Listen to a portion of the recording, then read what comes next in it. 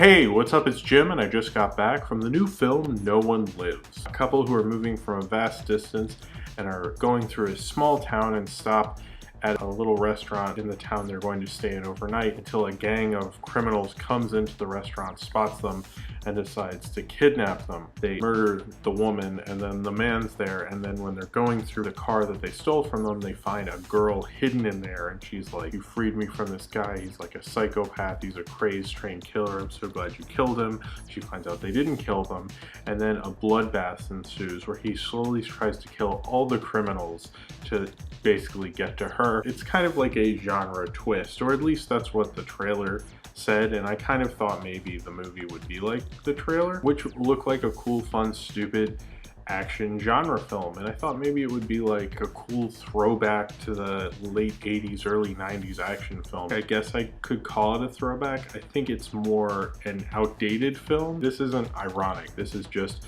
a B movie. It's reminiscent of a lot of B movies that I used to get for $1, and sometimes you get 2 B movies on one disc because like nobody cared about them, and why would anyone, because they're not very good. As soon as the film started and I saw the dialogue between the lead actor Luke Evans, who's apparently supposed to have a big Hollywood career coming up, and he was just cast in the reboot of The Crow, but is pretty awful in this film and devoid of any real charisma. I mean, I guess he has good looks. That's about all he had going for him. It looked like I was watching a Mystery Science Theater 3000 movie. Although it's directed by a fairly cool B-movie director who did things like Versus and Godzilla Final Wars. I can't pronounce his name or get anywhere close to it. Maybe I expect more fun from this, more of a fun with the action and the violence, but the violence is shot very blandly and pretty terribly, and it's actually shot by a famous cinematographer, Daniel Pearl, who helped shoot the original Texas Chainsaw Massacre. It isn't shot very well at all. It feels like a lot of times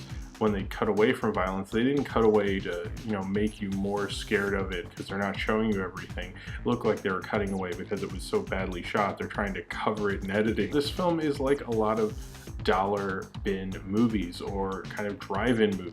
If you ever saw the film The Attack of the 50-Foot Woman, it's not like a good movie, but it's an awesome poster. And isn't that a cool title? But the movie is actually terrible, and No One Lives is a cool idea. It's a cool genre twist, but the problem with the movie is that the movie doesn't really even recognize that that's very clever. It doesn't play up the twist very well. It runs through it like that twist isn't anything special, while that's one of the main selling point of the movie. That's what makes this movie special. That's what distinguishes this movie from any action genre film. And this film kind of starts as one thing and then becomes, I guess, sort of a slasher film. I was the only one in the theater. No one else came in. There's a guy who worked there who came in for a little bit, but then he left and closed the doors, which was nice because the doors are open.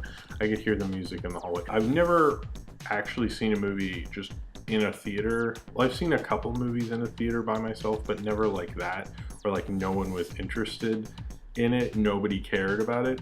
It's a WWE Studios film. This has one wrestler in it, and they kill him off pretty quickly. So I guess if you are a WWE fan and you're going to see this movie, you'll probably be incredibly disappointed. And the violence isn't that fun. And if you look at people who do stuff that's really gory and violent, the thing that makes it memorable is there's some fun to it. It's funny or silly or shot well or something, like Paul Verhoeven or Sam Raimi. You remember the violence from the film. It's not just because it's shocking because there's violence. And that's why I kind of think of this film as outdated. A lot of the stuff just seemed really dull, and not just because I've been desensitized or something. They just weren't very well done action sequences. They're just not that creative. And I thought maybe this could just be a general genre film, but it's actually a pretty bad movie. It's pretty mediocre. This is the kind of film you watch on Netflix after you've had a night of hard drinking and you want to just chill out on your couch and maybe fall asleep. I think I prefer The Last Stand by Kim Ji-woon with Arnold Schwarzenegger. I think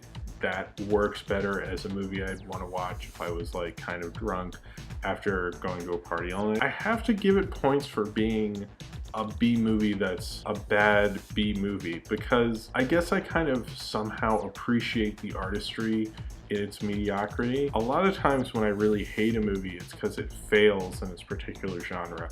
And I don't know if this necessarily fails because this succeeds in being one of those dollar bin movies. And if that's what they were going for, they accurately made one, but it's not good or enjoyable, and it got very tiresome after a while, just like all those movies. No One Lives isn't doing anything it shouldn't, it's just bad at doing the things it is trying to do. It's just a B movie. There's no artistry to it, it's no director's take on B movies, it's just a crap movie. And that's what you get. And you know, when I wanted to see No One Lives, I wanted to see a stupid action movie, and I got a stupid action movie. I think I got a dumber action movie than I even expected. Really badly directed, really badly shot, really badly acted. If someone could do like a riff tracks on this, I think it would be hilarious, and I would watch that. It made me laugh, but I was laughing at it. This is one of the worst films of the year. I just am not angry about it. I'm more accepting towards it because it is what it is. I can't really get mad at it because I always thought it was going to be a bad movie. It just turned out to be way worse than I possibly could have imagined. So if you have seen No One Lives and you would like to talk about it, then comment below in the comments and subscribe if you would like to.